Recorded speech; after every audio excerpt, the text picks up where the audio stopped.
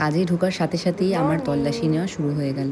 Hello everyone, তোমরা সবাই কেমন আছো? আবারও অনেকদিন পর কাজের ভিডিও নিয়ে আসছি। যদিও এই কাজটা অনেকদিন আগেরই, কিন্তু পোস্ট করা হয়ে ওঠেনি, তাই ভাবলাম তোমাদের সাথে শেয়ার করে দিই। দিন আমার বাড়ির কাছাকাছি লোকেশনে আমার ছিল একটা পার্টি মেকওভারের বুকিং, আর একদম সকাল সকাল পৌঁছে গেছিলাম। তোমরা এই যে মিষ্টি দিদিভাইকে দেখতে পাচ্ছ, সেদিন ছিল এই মিষ্টি দিদিভাইয়ের একটা বেবি শাওয়ারের অনুষ্ঠান। দিদি বলেছিল যেহেতু একদম সকালের মেকআপ যেন খুব সফট, আর দিদির ছিল প্রচন্ড ফেয়ার কমপ্লেক্সনের টোন। খুব পছন্দ হয়েছে, খুব হেয়ার, শাড়ি হেয়ার সবকিছু, এভরিথিং, মেকআপ তো ডেফিনেটলি সবকিছু খুব পছন্দ, পারফেক্ট একদম।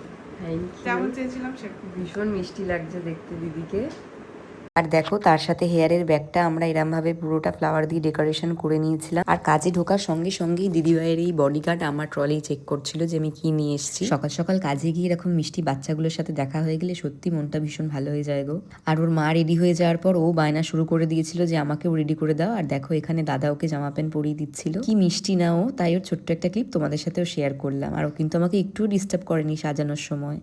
তোমরা অবশ্যই কমেন্টস করে জানিও যে দিদির এই লুকটা তোমাদের কেমন লাগছে। যারা যারা তোমরা বুকিং করতে চাও অবশ্যই আমার পিজে দেওয়া নাম্বারে কন্ট্যাক্ট করে নাও। চলো জেনে নিই দিদির হাজবেন্ডের কেমন লেগেছিল সাজটা। সত্যি করে রিভিউ দাও, সত্যি করে সত্যি ভালো লাগছে, সত্যি ভালো লাগছে। সকালে লাইটটা একদম সুন্দর, সত্যি ভালো লাগে, আমার হালকার উপরে সত্যি ভালো লাগছে, সত্যি কথা। জেনুইন রিভিউ দেয়। আর যেটা লাগবে আমি বলে দেবো।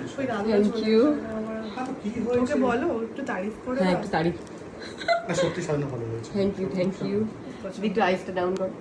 সত্যি হালকার উপরে ভালো হয়েছে।